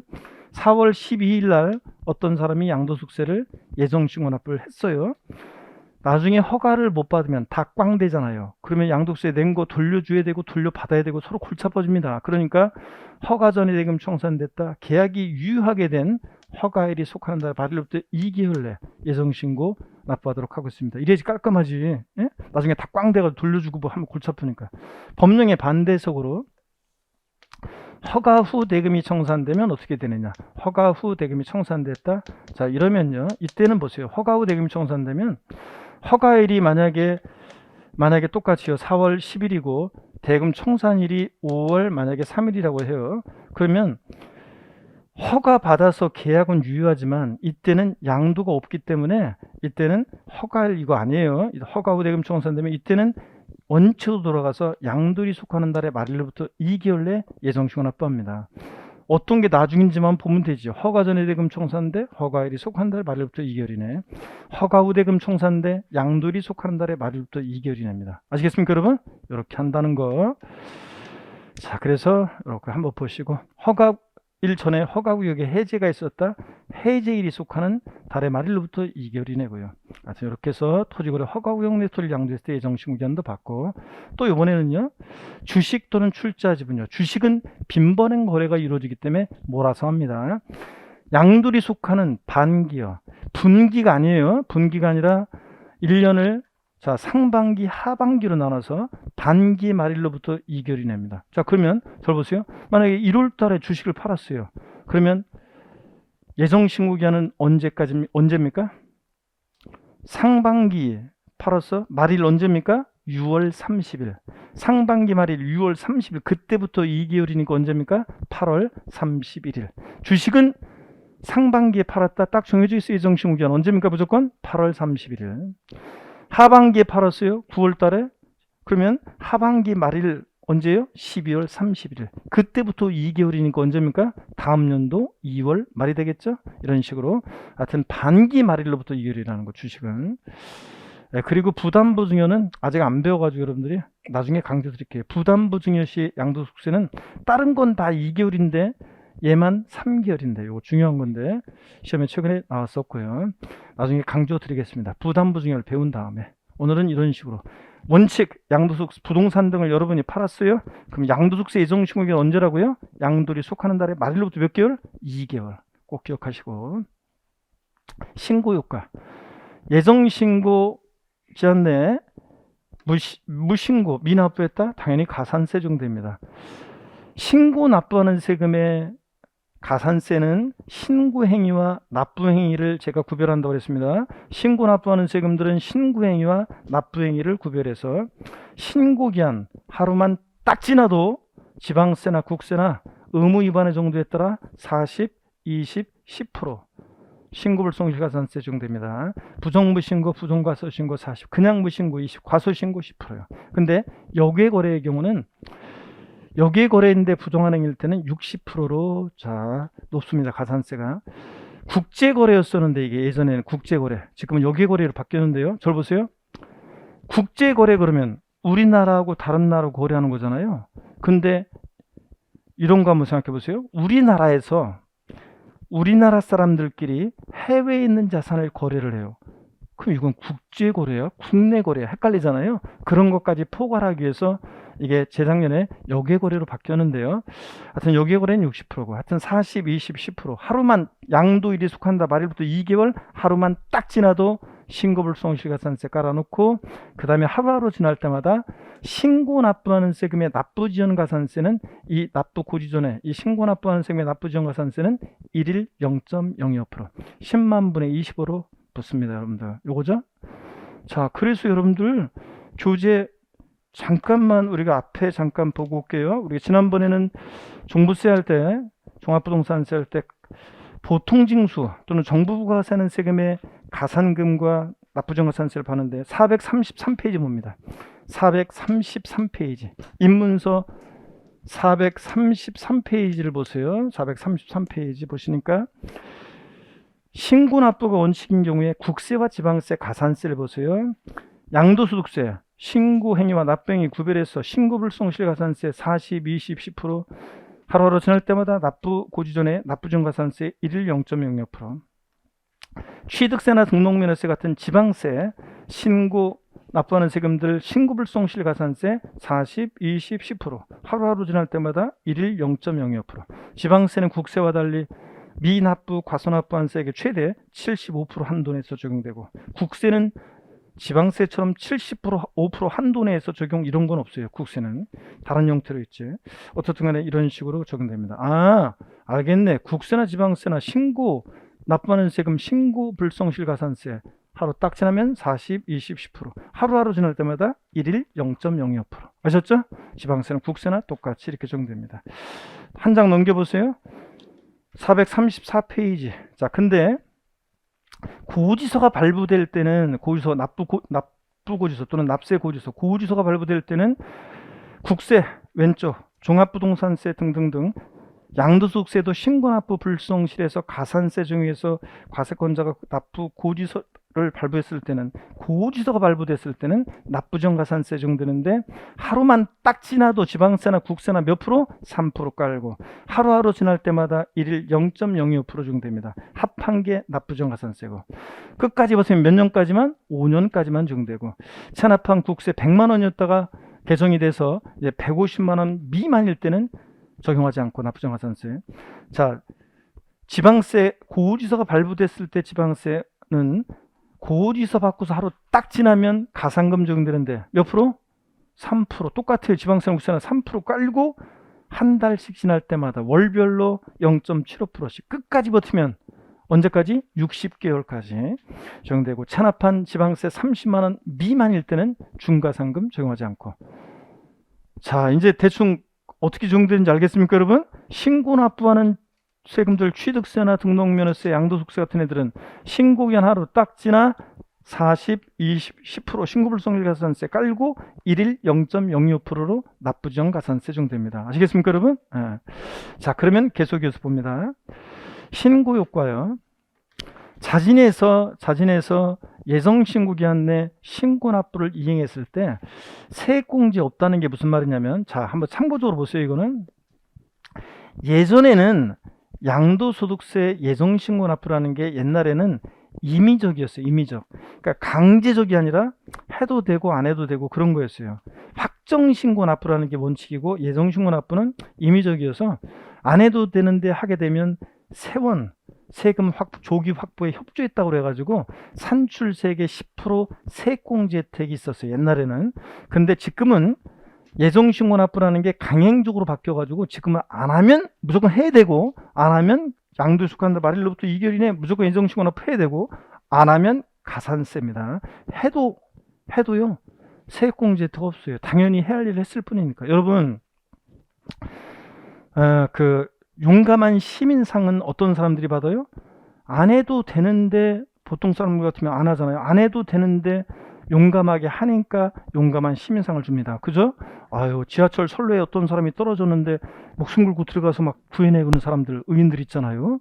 자, 그 다음에 어떤 간호사는 코로나 이것 때문에 굉장히 막 경무에 시달리면서도 퇴근하는 길에서 심장마비로 쓰러진 사람, 다른 사람들은 어떻게 해야 되나 하면서 그냥 지나가는데 그냥 탁 찍어가지고 그냥 이거 뭐죠? 심폐소생술을 해가지고 살려내는 그런 의인들 있잖아요. 그런 사람들 인터뷰할 때 보면요, 야, 그런 사람들 보면 인터뷰할 때 보면 아예 무슨 교과서를 보고서 아예 짰는지 똑같은 대본으로 대표해요. 어떻게 그렇게 위급한 상황에서 그런 행동을 하셨습니까? 그러면 그냥 막 구해야 된다는 생각밖에 없었습니다. 그리고 참으로 장한 일을 했습니다. 막 그러면은 시민의 한 사람으로서 당연히 해야 할 일을 했을 뿐입니다. 누구라도 이런 상황이 되면 저처럼 행동했을 겁니다. 그러면서 갔잖아요. 다 그래요. 근데 그런 의인들 인터뷰할 때면 다 그런 식으로 얘기하더라고요. 아무나 하는 게 아니죠. 대부분 사람들은 다 그냥 방관하거나 아니면 그냥 구경하거나 어떻게 막 이렇게만 하고 마는데 그냥 그렇게 구해내는 의인들이 있잖아요. 안 해도 되는데 했으니까 용감한 시민상 줍니다. 근데 소방관이 불났는데요, 불 보고 무섭다고 도망갑니다. 그럼 바로 징계받습니다, 여러분들. 경찰관이 도둑 보고 무섭다고 도망가요? 바로 징계받습니다. 잡았어, 도둑을. 경찰관이. 소방관이 불을 껐어. 당연히 해야 할 일이 있을 뿐이죠. 용감한 시민상 안 주잖아요. 그래서 예정신고 납부라는 것은 강행적이라 당연히 해야 되는 거고, 안 하면 가산세고, 했다 해도 용감한 시민상 안 줘요. 세액공제 혜택 없어요. 또 봅니다. 예정신고 납부를 받고 이제 확정신고 납부인데, 예정신고 납부 줄을 긋고 갈게요. 여러분, 교재 우리 어디냐면 쭉 뒤에 가셔서 508페이지 06 양도세 납세 절차에서 개요 읽어보시고 납세지 봅니다. 거주자의 양도세 납세지는 양도자 주소지 밑줄, 주소지 없으면 거소지입니다. 부동산 소재지 아니라는 거. 니은번 비거주의 소득세 납세지 밑줄이죠. 국내 상업장 소재지. 국내 상업장 없어? 국내 원천 소득이 발생한 장소입니다. 밑줄. 주소지 아니라는 거, 비거주할 때는. 이 양도소득세 예정신고 납부입니다. 양도소득세 대상 자산을 양도한 자는 밑줄입니다. 양도 차익이 없거나 양도 차손이 발생한 경우에도 양도일부터 일정 기간 내에 예정신고하여야 한다는 거 밑줄이요. 양도 차익이었거나 양도 차손인 때도 예정신고하여야 한다고 그랬습니다. 그리고 양가로 1번 예정신고 기한, 부동산 등을 양도했다. 자, 원칙 밑줄입니다. 양도일이 속하는 달의 말일로부터 2개월입니다. 양도일로부터 2개월 아니라고 그랬어요. 양도일이 속하는 분기 말일로부터 2개월 아니에요. 달의 말일로부터 2개월 밑줄. 예외 부동산 거래 신고 등에 하는 법률 규정에 따른 토지거래 계약에 관한 허가구역인 토지를 양도할 때 밑줄입니다. 토지거래 계약 허가를 받기 전에 대금을 청산한 경우에는 여기 포인트 그 허가일 밑줄 가로는 생략합니다. 토지거래 허가구역 토지거래 계약 허가를 받기 전에 허가구역이 지정 해제가 있으면 해제일, 또 밑줄입니다. 속하는 달의 말일로부터 2개월이요. 허가 전에 대금 청산돼 허가일이 속하는 달의 말일로부터 2개월입니다. 계약 유효하게 된. 그 다음에 넘어갑니다. 509페이지 주식 출자 지분은, 주식 및 출자 지분은 빈번한 거래가 이루어진 점을 고려해서 밑줄입니다. 그 양도일이 속하는 반기 말일로부터 2개월 밑줄이요. 분기 아니에요. 양도일이 속하는 달에 아니에요. 이거는 주식은 반기, 상반기, 하반기, 반기 말일부터 2개월이에요. 부담부 중에는 중요한 건데 오늘은 생략합니다. 양도일이 속하는 달의 말일부터 3개월 밑줄만 긋고 그냥 갑니다. 다른 건 다 2개월인데 부담부 중요하다는 것만 3개월입니다. 아직 부담부 중요가 뭔지 안 배웠으니까 넘어가고요. 예정신고납부 불성실했을 때 가산세 적용된다는 거, 신고불성실 가산세 40, 20, 10%, 납부지원 가산세 1일 0.06% 똑같습니다. 넘어갑니다.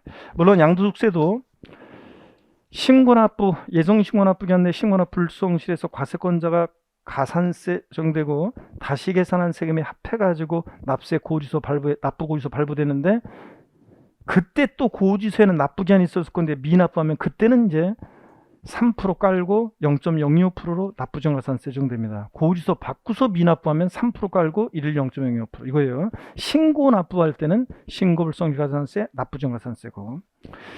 510페이지 확정신고 납부로 넘어갑니다. 자, 510페이지 거의 끝이 보이죠 이제? 옆에 보니까 511페이지 끝이잖아요 여러분들. 자, 끝이 보이니까 힘내면서 여기를 봅니다. 양도소득세 예정신고 납부를 봤어요. 이제 확정신고 납부입니다. 예정신고, 확정신고 납부는 도대체 어떤 관계냐 봅니다. 해당 과세기간에 과세표준이 없거나 결성금액이 있는 경우에도 확정신고를 어떻게 한다? 하여합니다. 하지 아니한다, 할 필요 없다, 생략할 수 있다. 그럼 다 틀려요. 반드시 해야 됩니다. 시간이 약간 오버됐네 원래 계획보다. 자, 원래 지금쯤 끝났어야 되는데 끝나지를 못하고, 아이고 큰일 났네 여러분들. 얼마 안 남았는데 설명이 조금 그렇네. 복습할 시간도 그렇고. 화장실이 됐다시 급하신 분, 솔직하게 살짝 사인을 보내세요. 없습니까 여러분? 나중에 후회하지 말고. 자, 한번 봅니다. 양도소득 예정신고납부, 확정신고납부 어떤 관계냐? 확정신고납부요, 과세표준금액이었거나 결성금이 있는 경우에도 확정신고를 해야 한다고 그랬습니다. 하지 아니한다, 할 필요 없다, 생략할 수 있다. 다 틀려 반드시 해야 됩니다. 아까 양도 차익이었거나 양도 차손이 있는 때도 예정신고 해야 한다는 것과 똑같습니다.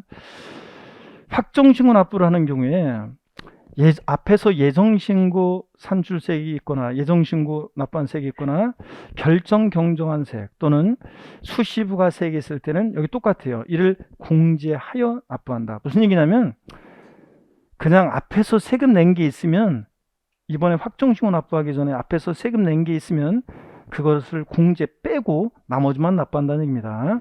양도일이 속한다 말일부터 2개월 내에 예정신고 납부한 게 있어요. 다음 연도 5월 달에 확정신고 납부할 때 이미 납부한 세금 공제한다는 겁니다. 공제하지 아니하고 납부한다고 바꾸겠죠? 공제하여 납부한다. 앞에서 세금 낸 거. 아까 예정신고 납부와 똑같습니다. 확정신고 기한은 양도일 또는 토지거래 허가구역 내 거래 허가 전에 대금 청산돼 허가일이 속하는 과세기간에, 여기가 포인트입니다. 다음 연도 5월 1일부터 5월 31일까지를 확정신고 기한으로 합니다. 다음 연도 5월 1일부터 5월 31일까지요. 자, 확정신고 납부를 이행한 경우에 역시 똑같아요. 예정신고 납부나 확정신고 납부나 당연히 해야 할 일을 했을 뿐이에요. 안 하면 가산세고 해도 세액공제 혜택 없어요. 당연히 해야 할 일을 했을 뿐이고. 그 다음에 확정신고 생략, 이거 중요해요. 최근에 계속 시험에 나오고 있는데, 예정신고를 이행한 경우에는 확정신고하지 아니할 수 있습니다. 아까 그랬잖아요. 예정신고 납부, 확정신고 납부는 도대체 어떤 관계냐? 둘 다 해야 되는 건지. 아닙니다. 예정신고 이행한 경우에는 확정신고하지 않을 수 있습니다. 저를 보세요, 여러분들. 갑이라는 양도자가 1월 1일부터 12월 31일까지 기간 동안에 이때 건물을 양도했습니다. 양도소득이 4천만 원 발생했어요. 자, 이랬을 때 더 이상 양도한 거 없습니다. 다음 연도 5월 1일부터 5월 31일까지 기간 동안에 확정신고 해야 됩니까, 여러분들? 아이, 서로 바쁜데 뭐하러 또 해요? 이때 건물 양도하면서 양도일이 속하는 달의 말일로부터 2개월 내에 예정신고 납부를 했어요. 그러면 세금 계산 달라질 거 없고 더 이상. 그러면 다음 연도 5월 달에 뭐하러 또 확정신고를 또 해요? 서로 바쁜데. 예정신고 한 자는 확정신고하지 않을 수 있습니다. 이거예요. 이게 원칙입니다. 근데 또 보세요, 여러분들. 해당 과세기간에 누진세율 적용 대상 자산에 대한 예정신고를 2회 이상 한 자가 이미 신고한 양도소득 금액과 합산해서 예정신고하지 않는 경우 등등 이런 경우에는 예정신고를 이행한 경우라도 확정신고를 이행해야 되는 경우가 있습니다. 여러분 보세요. 자, 이 갑이라는 사람이 건물 양도했습니다. 양도소득 4천만 원 나왔고 이것에 대해서 양도일이 속하는 달의 말일로부터 2개월 내에 예정신고 납부를 했어요. 근데 같은 연도에 또 이 사람이 토지를 팔았습니다. 양도소득이 3천만 원 발생했습니다. 여러분, 이게 각각 비례세율 대상 50%, 40%, 60% 이렇게 비례세율 대상일 때는 합하든 따로따로 하든 결론 똑같아요. 비례세율 대상이면. 근데 누진세율 대상일 때 보세요. 과표가 커지면서 세율이 높아지는 누진세율 대상일 때, 과세표준이 이만큼일 때 세율 이만큼 적용받았는데 합산해서 과표가 더 커지면 더 높은 세율 적용받아요. 세금 계산 달라지는 이런 경우에 양도소득세는 인세입니다. 1월 1일부터 12월 31일까지 발생한 양도소득을 양도자별로 전부 다 합산해서 과세합니다. 그래서 두 번째 토지 양도할 때 합산해서 7천으로 해서 양도소득세를 계산해서 예정신고를 했습니다. 자, 예정신고를 했어요. 그랬을 때 더 이상 양도한 거 없고요. 그 다음 연도에 확정신고 또 해야 됩니까?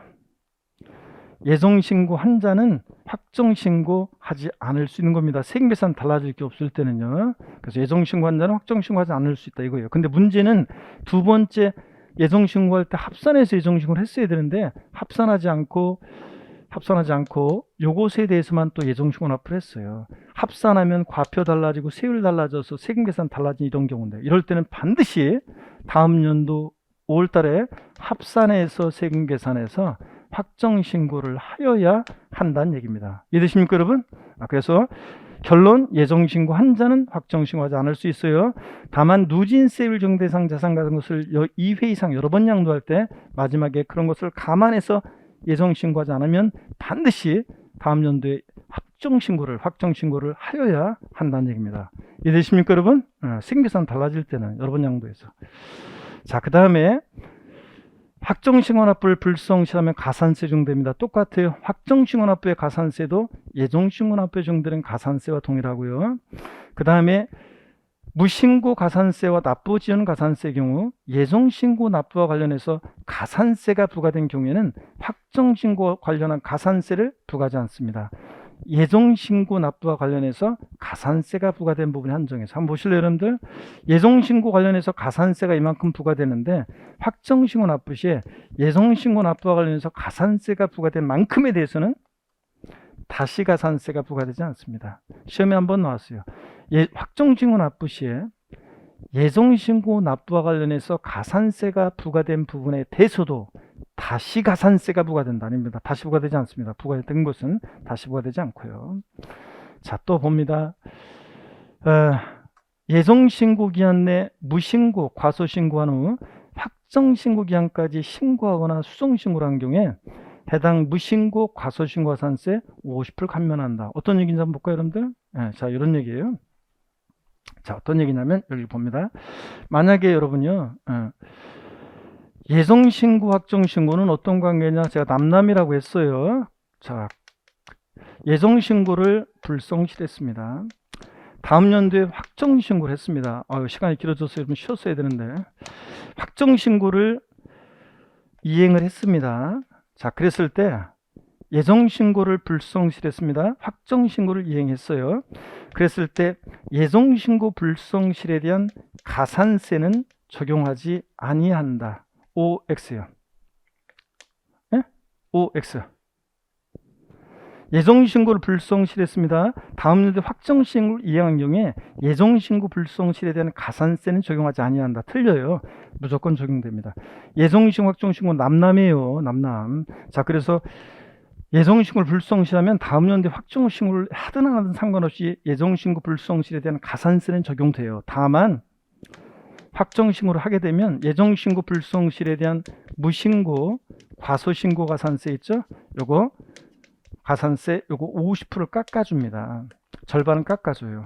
원래 가산세 20%면 무신고 가산세 20%면 거기에 절반을 깎아주니까 10%만 적용되고 과소신고 가산세 10%인데 거기에 절반 깎아주니까 5%만 적용돼요. 여러분 아까 제가 그랬잖아요. 둘이 어떤 관계예요? 아무 관계 아니라 펄쩍 뛰었는데 아무 관계가 아니라 남남이긴 하지만 동문수학과는 짝이라고 그랬잖아요. 예정신고 확정신고 납부 남남이에요. 안 하면 무조건 가산세 적용돼요. 근데 다만 예정신고 불성실했는데 다음 연도에 확정신고를 하게 되면 예정신고 불성실에 대한 가산세 절반을 깎아줍니다. 그러니까 여러분이 부동산 실생활에서 부동산을 팔았어요. 반드시 양도세 대상 자산을 양도했을 때는 양도일이 속한 달 말일로부터 2개월 내 예정신고를 무조건 해야 돼요. 혹시라도 못했다 그러면 다음 연도 5월 달에 확정신고라도 해야지 그나마 가산세 50% 깎아주니까 그나마 세금을 줄일 수 있다는 얘기입니다. 이해되십니까 여러분? 이런 얘기인데 자, 예정신고 안 하면 무조건 확정신고 하더라도 예정신고 불성실에 대한 가산세는 적용돼요. 다만 다음 연도 5월 달에 확정신고라는 것을 하면 예정신고 불성실에 대한 가산세 50% 깎아줍니다. 교재를 보겠습니다. 510페이지 확정신고 납부에서 동감 1번 확정신고기한 원칙 해당 과세기간에 양도소득금액이는 고지하는 그 양도소득 과세표준을 밑줄입니다. 그 과세기간에 다음 연도 5월 1일부터 5월 31일까지 신고해야 한다는 거 밑줄. 토지거래 허가구역내 읽어보시면 되고요. 허가일이 속하는 과세기간은 다음 연도인데 읽어보시고 2번 밑줄입니다. 확정신고는 과세기간에 과세표준 금액이었거나 결손금액이 있는 때도 적용한다고 그랬습니다. 적용하지 아니한다, 할 필요 없다, 생략할 수 있다면 다 틀려요. 3번 또 중요합니다. 밑줄 예정신고한 자는 해당 소득에 대한 확정신고하지 아니할 수 있다고 그랬습니다. 다만 해당 과세기간에 누진세율 대상 자산에 대한 예정신고를 2회 이상 하는 경우 등으로서 다음에 해당한 경우는 그러하지 아니하다 밑줄이고 세 가지가 있지만 기억법만 알면 돼요. 당연도의 누진세율 대상 자산에 대한 예정신고를 2회 이상 한 자가 이미 신고한 소득금액과 합산해서 신고하지 않았다. 그럴 때는 세금 계산 달라지는데 그럴 때는 반드시 예정신고 했더라도 확정신고하여야 한다는 얘기입니다. 됐고요. 그 다음에 내려와서 양가로 2번 확정신고 납부 불행한 경우 동그라미 1번 확정신고 납부의 가산세는 예정신고 납부에 적용되는 가산세와 동일하게 적용되고요. 밑줄 2번 무신고 과소신고 가산세의 경우에 예정신고 납부와 관련해서 가산세가 부과된 경우에는 확정신고 납부와 관련한 가산세 가로 안에 쭉 밑줄입니다. 확정신고 납부와 관련한 가산세 예정신고 납부와 관련해서 가산세가 부과된 부분에 한정해서는 부과하지 아니한다. 밑줄 짝입니다. 예정신고 납부와 관련해서 가산세 부과되는데 확정신고 납부 시 또 가산세 부과되지는 않습니다. 그만큼에 대해서는 511페이지 동그라미 3번 이거는 다음 순환에 알려드릴게요. 건물을 신축하고 나서 5년 내 양도하는데 건물 신축하고 나서 5년 내 양도하는데 참고적으로 보세요. 건물 신축 증축하고 나서 5년 내 건물 양도하는데 취득가격을 감정가액이나 환산취득가액으로 하면 페널티를 주는 건데요. 다음에 순환에 알려드릴게요. 여러분들 오늘은 넘어갑니다. 4번 물납과 분할납부 봅니다. 여러분 양도소득세는 물납돼요 안 돼요? 양도소득세는 물납돼요 안 돼요? 안 됩니다.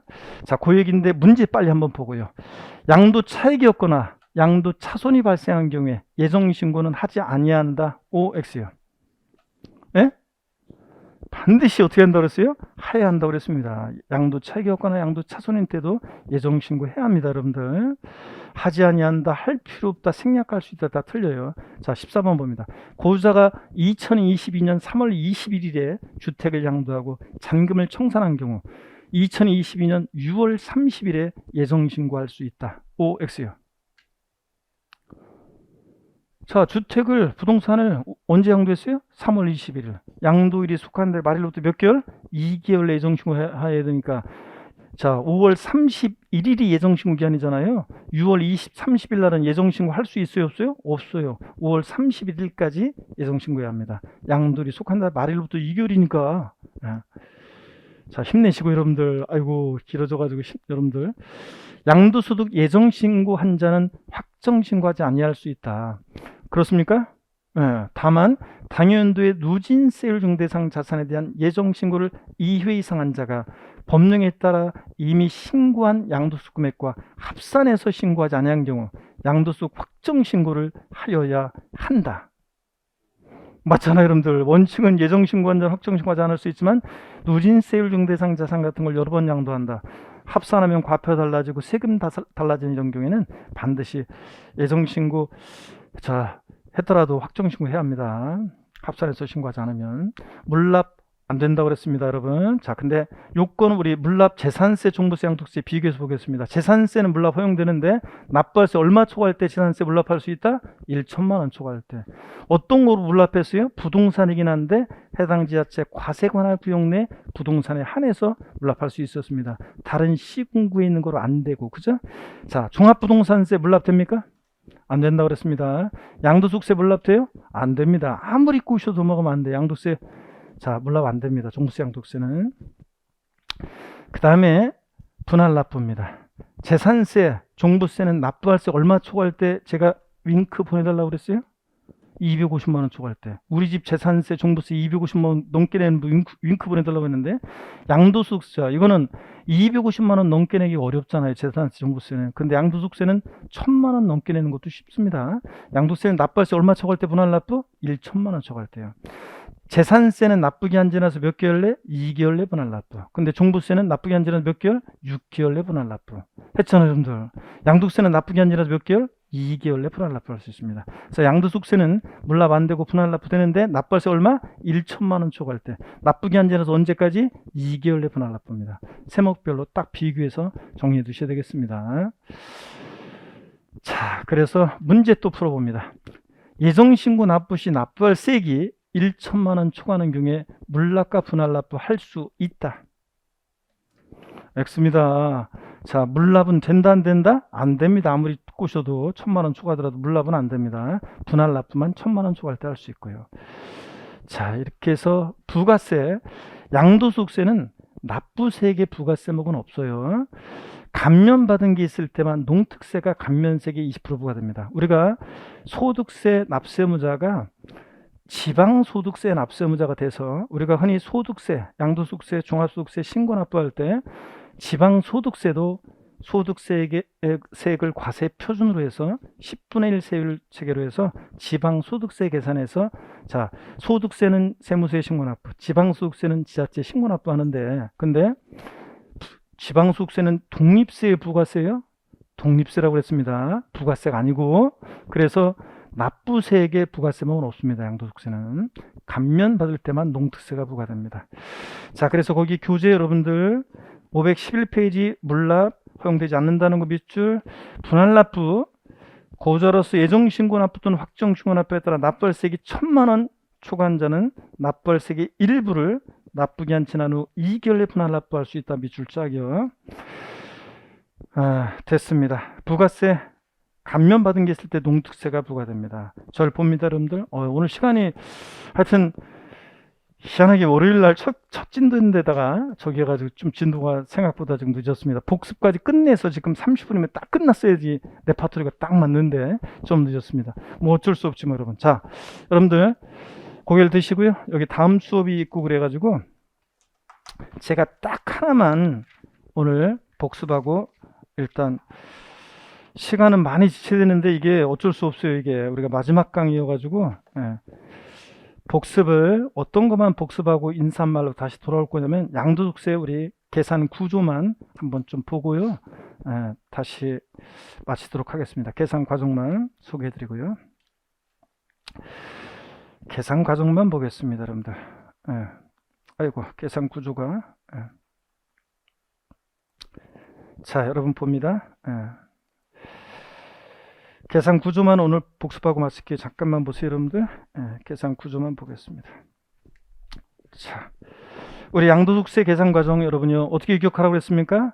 가, 필, 차, 창, 소, 기, 과입니다. 가불이 필요한 버차장 경리과라고 하지 말고 소기과라 하라 이거고.